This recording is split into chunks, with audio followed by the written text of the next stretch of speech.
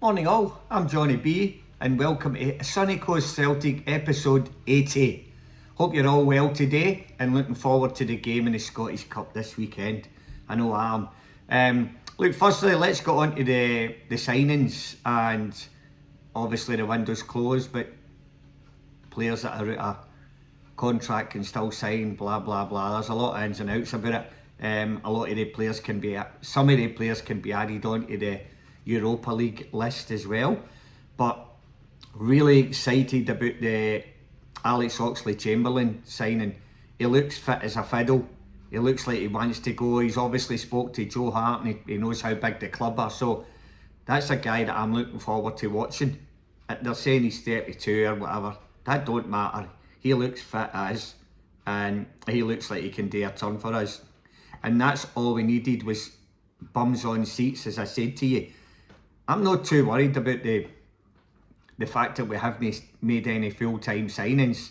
All of these boys are on loan, which I've said to you is the best thing that can happen, because we're not sure about managers and all that. But if we can't win the league now with that squad of players, then I don't know what's going on, because we're much stronger than any other team in Scotland, and just adding a player like Oxlade-Chamberlain is absolutely fantastic. It's a big lift for the team, it's a big lift for the club and the supporters, and the other three signings. So you've got, I don't know if any of them will take part in the game against Dundee. I think the ones that are fit enough will sit on the bench, and you can bring them on if we're maybe comfortable in the game. But we can't take this game for granted. I think it'll be a very, very comfortable result. I'd like it to be 3 at half time at least, so that we can blood in some of these new players and give them a crack and then just kick on. So that's the ideal scenario, what we can do with that. But I just listened to an interview with Brian Wilson there in regards to what's going on off the park and on the park and everything else. But he's saying that he wants some unity, some middle ground with the fans and the different fan bases and supporters clubs and Green Brigade and who knows what. But they started all this. The board started it, and they're saying we want middle ground, we want them back in the ground. Well, you don't want them back in the ground, otherwise they would be there. So you're talking a lot of shit. The board caused this. They've caused us to be in the position that we're in right now. It's all on them. There's no middle ground. They should gear up all the ground. Get the fans back in, get the Green Brigade back in, and get normal clarity back in Parkhead, because this is an absolute joke. Now, everybody's talking about boycotting the Dundee game. Now, that's going to be a detriment to the team and us getting through to the next round of the Cup. But I get it, because we've took enough shit off this board, and for them to come out and say, and like Brian Wilson's a Celtic supporter for years, we all are. Everybody on that board's Celtic supporters, but you've got to take the blame for what you've done. You've caused us. I mean, getting knocked out the cup with that Kairat Almaty, that was an absolute disaster. That was on the players as well for that game. We should still have beat them with our reserve team. But that's where it all kind of, I know it started before that, but that was the real nail in the coffin, that one, getting beat with them and getting knocked out the Champions League. And I'm not so sure we would have done well in the Champions League anyway, because of the board's decisions. So never mind middle ground for the board, you've got to gear up all the ground. Get the supporters back in, get us all singing off the same hymn sheet, and you've still got to go. You've got to have a clear out and start again, because we can't go through another shitty season wondering what's happening. There's no clarity. They're not coming out and telling us why they never sign players. They're not coming out. It's all hush hush. If it wasn't for the Celtic supporters, you wouldn't have a club, you wouldn't have money in the bank.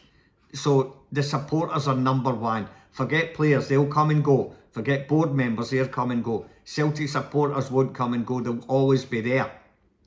And when you need us, we're always there. Everybody's dug deep in their pockets. No matter where we play, we're all over the world, we're there for you. So just for once, can the board just be there for us? When we need you to listen, you've got to listen, because this is a fucking disaster. And I'll tell you what, we will still win the league here, because we've got the best squad, and with the players that we've just brought in, we are looking strong. Just to the end of the season. I'm not saying it's going to do us all well in Europe for next year or whatever. We've got to get it sorted out in the summer. But right now we should know who's coming in, what coach is coming in next year. And we should already be talking to him and saying, right, if you get your eye on any players or whatever, because we need to hit the ground running. The summer will come and go really quickly and we need to be ready for next season. So, but anyway, on the fucking board, I don't care. If the Celtic fans boycott the Scottish Cup, well, that's fine. See if we don't get through to the next round, that's fine. The league's the most important this year. We could get into Europe. I know we want to win the Scottish Cup, but if this means that the board is going to listen to the supporters because they're not fucking paying any more money or not buying anything, no merch, no nothing, then it's going to hit them hard in the pocket. And as much as they say they've still got money in the bank, it'll be a bad look. And I'm right behind the supporters. I'm behind the Green Brigade, and we all should be. We should be just saying, well, if they're not coming in, we're not coming in. You know, get it sorted, Brian Wilson. If you're a Celtic supporter, get it fucking sorted, mate. Let the boys in and let's get on with it. So anyway, that's my rant for this morning. But as I say, the signings I think we've brought in are really good, and it's in positions that we need. So, and keeping Engels is a brilliant move, because he'll go for more money in the summer. If he wants to go, maybe does he want to go, or Celtic want to cash in, they'll come back in the summer and pay as much money for them. So we're no, keep him to the end of the season, and he might want to stay because whoever the next coach is, he might get on well with him. He might see that there's a chance to get back in the national team. He's a great young player. We just need to give him a bit. I know he's had a bit of time, but he is good, and we just need players round about him. And when we're playing well, he'll be playing well. So anyway, let's get into the team today. Sorry, for tomorrow, for the game against Dundee at home. My team could be, and I really don't know how the players' fitness are, or the new players that have come in.